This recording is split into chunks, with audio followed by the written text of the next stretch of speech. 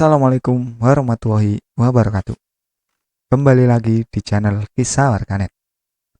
Cerita kali ini masih kelanjutan dari cerita prasasti. Tak usah lama-lama, kita ke ceritanya. Tak terasa mobilku melaju dengan kecepatan tinggi, setinggi irama degup jantungku. Adrenalinku terpacu, sensasi rasa luar biasa, menyelinap indah di relung hati. Rasa kangen ini butuh muara untuk wadah peleburannya. Rasa sayang ini butuh ekspresi penyalurannya. Dalam hati dan pikiranku hanya dia. Mobilku mengerem mendadak saat kulihat sosok yang kucari berdiri di depan rumahnya. Serasa amasing banget bertemu dengannya kembali. Rindu yang memuncak membawaku laksana terbang ke hadapannya. "Mbak Dia," ujarku lirih dengan suara gemetar.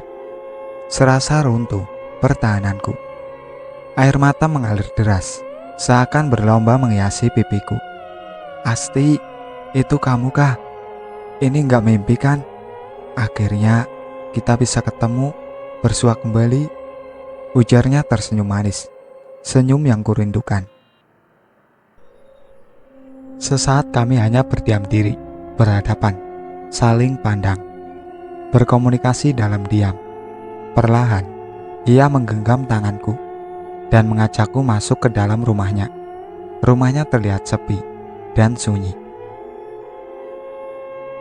"Orang tuaku sudah gak ada. Mereka kecelakaan beberapa bulan setelah kita lulus. Aku benar-benar rapuh. Aku sendirian, gak punya siapa-siapa. Saat aku butuh kamu pun, ternyata kamu pergi meninggalkanku," gumamnya lirih. Aku hanya dapat terdiam, mendengar suaranya terdengar, penuh nada kesakitan. "Maafkan aku, Mbak. Aku tidak sadar bahwa aku mencintaimu. Ternyata di dalam jati diriku ada kamu, Mbak," ujarku terisak perlahan. "Sudahlah, tidak usah diperpanjang lagi, Asti. Toh sekarang kita sudah bertemu. Kamu pasti capek banget. Ayo istirahat di kamarku," ujarnya sambil membawa tasku memasuki sebuah kamar. Aku berjalan mengikutinya. Sesampainya di dalam, aku duduk di tepian tempat tidur. Sementara Mbak Dia sibuk menata barang yang kubawa. Aku mengamatinya saat ia menunduk, menata barangku, penuh rindu, penuh sayang, serta sejuta rasa lain yang mengharu biru. Tiba-tiba ia menoleh ke arahku, memandangku lekat. Tatapan itu penuh rindu. Aku gemetar menerjemahkannya. Entah mengapa, tertangkap rasa lain selain rindu yang terpancar di sana. Bias dendam dan benci. Aku tergagap saat terpergok tengah memandanginya. Perlahan Mbak Dia menghentikan aktivitasnya dan berjalan menghampiriku. "Asti, aku rindu," desanya lirih. Aku gemetar saat ia menghampiriku dan duduk di sampingku. Perlahan Mbak Dia menatap mataku, menelusuri seluruh wajahku dengan sinar mata penuh rona rindu. "Mbak Dia," aku menerima genggaman tangannya. Perlahan, kami tak berjarak. Nafasnya yang menderu terasa di telingaku. Perlahan, bahuku diusapnya lembut. Tangannya mulai menyentuh tanganku, dan kepalanya menyender manja ke pundakku, membuat aku semakin tidak kuasa menahan rasa dalam diri. Berdesir halus darah ini menjalar ke atas, menggumpal menjadi bisikan nafsu dalam pikiran. Tanpa dituntun, langsung kubelai kedua pipinya, mengarahkan tatap ke dalam matanya. Dengus nafas kami berdua menyatu, hingga kami berdua saling tatap, sama-sama tersenyum bahagia. Di sela-sela nafasnya yang masih tersengal, ia mengusap peluh yang membanjiri tubuhku. Akhirnya kita bisa bersama lagi, Asti. Bisa merasakan terbang ke nirwana. Mengapa semua rasa yang diiringi cinta? Ujarnya berbisik, merdu merayu. Aku sayang sama kamu, Mbak Dia, ucapku di sela nafasku, yang juga masih tersengal akibat pendakian rasa kami berdua yang begitu hebatnya. Tanpa menjawab, ia mengecup keningku, memelukku erat. Perlahan kami tertidur, berpelukan laksana bayi baru lahir, tanpa sehelai benang pun. Aku terbangun ketika merasa suasana panas sekali. Rupanya, kami tertidur dengan pulasnya, tanpa menyadari hari sudah malam. Hanya keremangan yang menemani, saking lelahnya, kami tertidur lelap. Bahkan rumah gelap gulita, karena lampu belum dihidupkan. Mbak Dia, bangun, udah malam Mbak, rumah gelap banget, ujarku sambil mengguncang-guncang tubuhnya. Ia menguap dan mengucek-ngucek matanya. Lampu rumah belum hidup ya? Tanya Mbak Dia, sambil beranjak dari tempat tidur. Belum Mbak, jawabku. Mbak Dia berpakaian, dan dia mencari saklar lampu kamar. Beberapa kali saklar itu dipencetnya, ternyata lampu tak hidup juga. Ini mah mati lampu, kata Mbak Dia, sambil mencari lilin untuk penerangan. Ternyata lilin pun tidak ada. Akhirnya kami pasrah bersama kegelapan malam ini. Kembali ke tempat tidur, berpelukan, menunaikan rindu melalui diam dan pelukan kami. Beberapa saat kemudian, tiba-tiba suasana terang muncul. Rupanya lampu sudah hidup kembali. Kutatap Mbak Dia, rupanya dia sedang menatapku tajam. Sekilas aku menangkap silet senyum sinis di sudut bibirnya. Akhirnya Asti, nyala juga nih lampu, ujar Mbak Dia sambil melepaskan pelukannya. Saat aku terbebas dari pelukan Mbak Dia, aku terlonjak kaget ketika kulihat ada sesosok manusia berdiri di pintu kamar dan memandangi kami tajam. Mas Budi, ucapku terbata-bata. Iya Asti, aku Budi, suamimu. Hidup tidak terlepas dari ego, dan ego tak akan pernah lengkang dari hidup. Berkompromi dengan ego, mengelola ego, akan membawa kebaikan dalam hidup kita. Saat kita mampu mengelolanya, maka ego kita tidak akan lebih tinggi dari hati kita. Dengan gugup dan panik, secepat kilat kurai selimut menutupi tubuhku yang masih telanjang. Asti, suara Mas Budi menggelegar. Matanya merah, menatapku tajam, penuh angkara, penuh amarah. Tak ada lagi Mas Budi yang kukenal pendiam dan lemah lembut yang berdiri di depanku. Kini sosok lelaki berbeda. Kemarahan melekatinya, gestur tubuhnya gemetar. Nafasnya terasa berat, hingga bunyi nafasnya terdengar dengan wajah merah padam. Aku sadar, aku salah. Aku tahu, Mas Budi layak untuk sangat marah. Aku menutupi wajah dengan selimut. Tak kuasa melihat kemarahannya. Ketakutan merasuki, rasa dingin memelukku, lemas dan gemetar menyerangku. Di tengah kepanikanku, aku baru sadar keberadaan Mbak Dia. Harusnya dia ada di sini bersamaku. Saat ku toleh kanan dan kiri, Mbak Dia tidak ada. Kemana gerangan dia? Sesaat hening, tanpa suara, semakin hening, semakin mencekam. Aku hanya mampu mendengar jantungku yang mendegup lebih kencang, serta nafas yang tak dapat ku kontrol. Bangun dari tempat tidur Asti, pakai pakaianmu. Tiba-tiba terdengar suara yang amat ku kenal, namun yang membuatku terkejut. Suara itu bernada keras dan tanpa kelembutan, kasih sayang, bahkan cinta. Mbak Dia, ucapku terbata-bata saat mengeja namanya. Nirwanaku runtuh, pondasi asaku lebur saat hardikan itu muncul dari orang yang kuperjuangkan. Cepat berdiri, pakai pakaianmu wanita jalan, ucapnya sambil melemparkan pakaian ke arahku. Aku terpana memandangnya, tak percaya dengan nyata yang ada. Sosok ini seperti tak kukenal lagi. Bukankah dia orang yang sama dengan sosok yang tadi menuntaskan birahi bersamaku, menggelutiku dengan cinta kasih? Lalu siapa dia sekarang? Berdiri di depanku dengan angkuhnya, mengerdikku bahkan memanggilku wanita jalan. Mbak Dia, apa maksud semua ini? Tolong jelaskan padaku. Tolong jelaskan, kataku sambil berdiri dan berusaha menarik dirinya. Aku sudah tidak peduli dengan tubuhku yang masih tidak berpakaian. Jangan sentuh aku dengan tangan kotormu itu. Najis, jijik aku sama kamu. Kamu pikir aku begitu tergila-gila sama kamu seperti dulu? Pergi sana, pakai pakaianmu, katanya sambil meludahiku. Tiba-tiba ia menendang tubuhku hingga aku terjatuh menabrak lemari.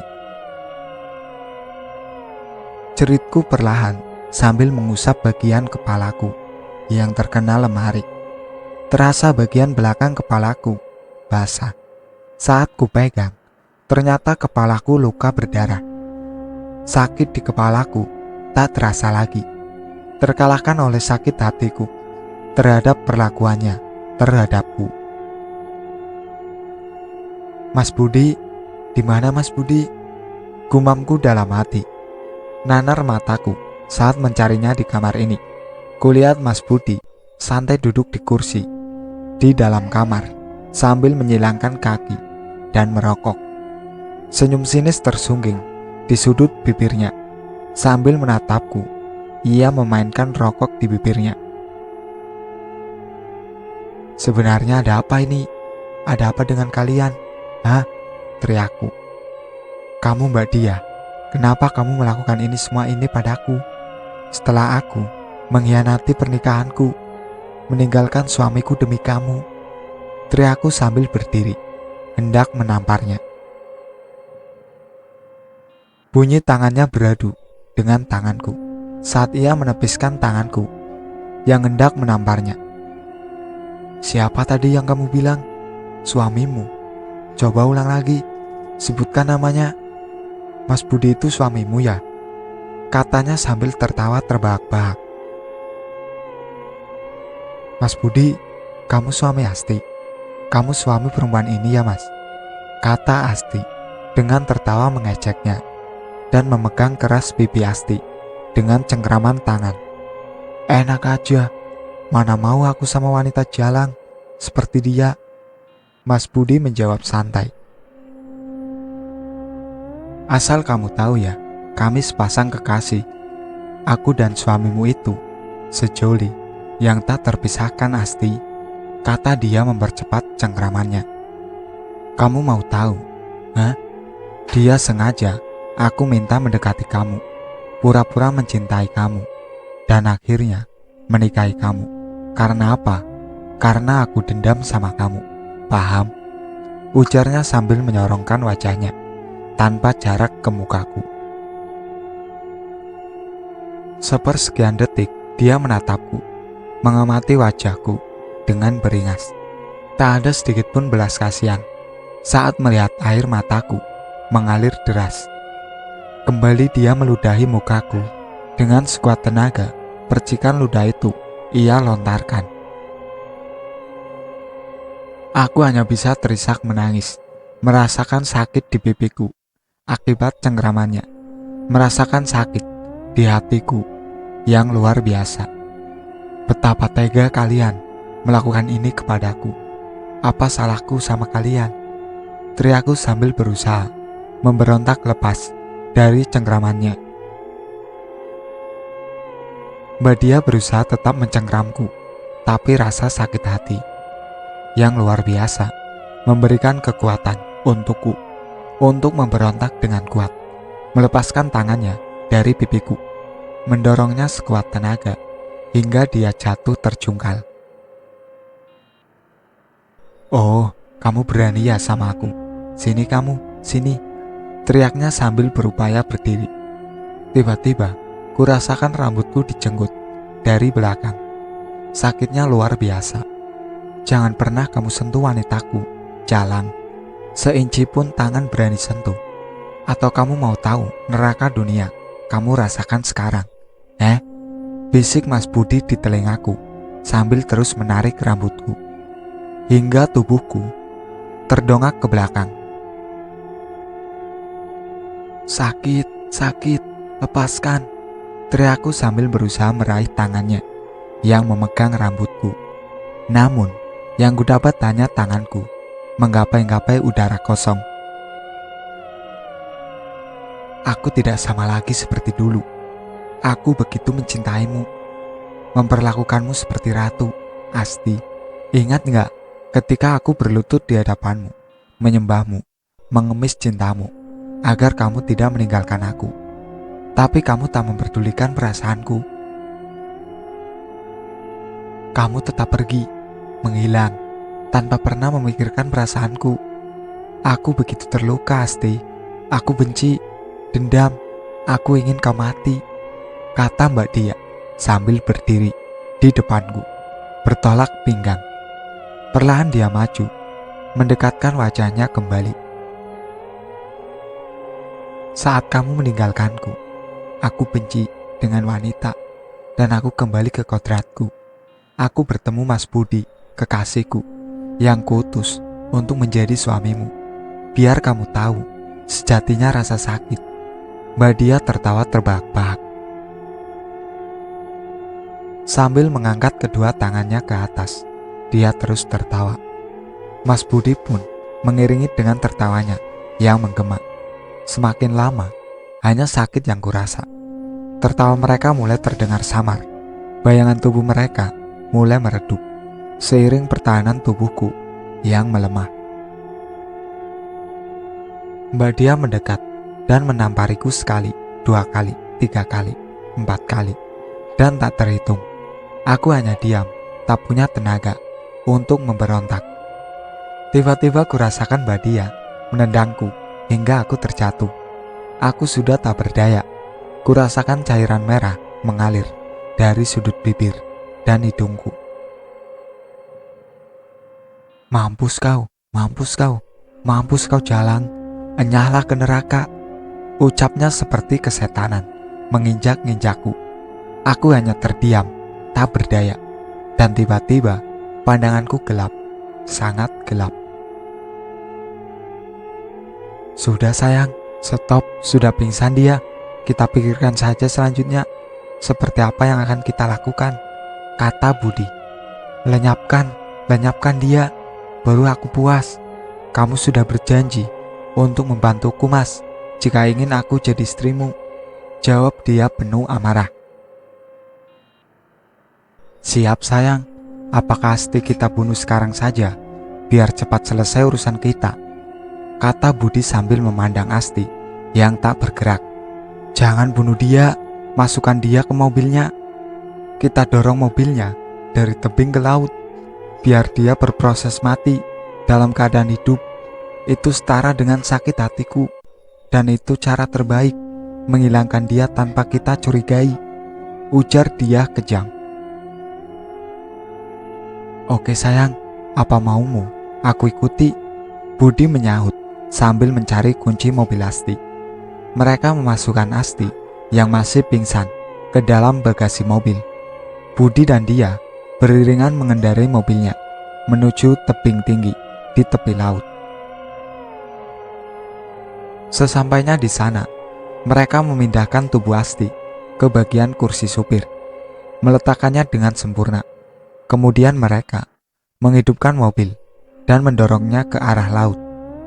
Perlahan, mobil itu mulai tenggelam hingga tak terlihat lagi di permukaan air.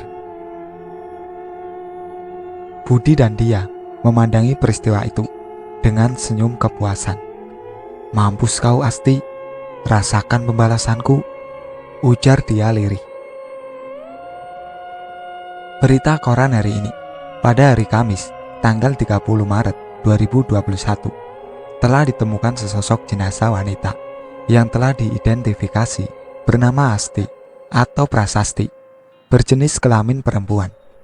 Asti dan mobilnya ditemukan oleh para penyelam yang melakukan aktivitas rutinnya di Laut Seminung. Diperkirakan Asti masih hidup saat dia dan mobilnya tenggelam di laut. Saat ini, jenazah Asti sudah dievakuasi dan berada di rumah sakit, menunggu konfirmasi dari keluarganya. Di sebuah rumah pedesaan, tepatnya di rumah Budi, tampak janur kuning melengkung. Orang berlalu lalang dengan pakaian bagus dan gincu merahnya. Dari dalam rumah terdengar ikrar. Aku membuka mataku perlahan, ingin menjerit. Aku sudah tak bisa, karena saat membuka mulutku, air laut memasukinya. Mataku terasa pedas.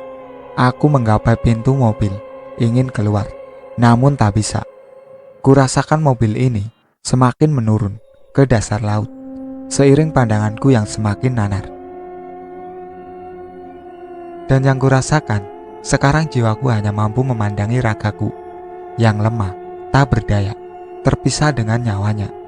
Dingin sekali air laut ini, seperti inikah cinta. Rasa dan perasaan terkadang menghasilkan dampak yang luar biasa bagi kehidupan seseorang. Sudah sewajarnya dalam hidup, ada baiknya mempertimbangkan perasaan orang lain saat egois kita muncul untuk perasaan kita. Itulah akhir cerita dari Prasasti yang ditulis oleh Win. Sekian dari saya. Wassalamualaikum warahmatullahi wabarakatuh. Jangan lupa like, komen, dan subscribe channel ini.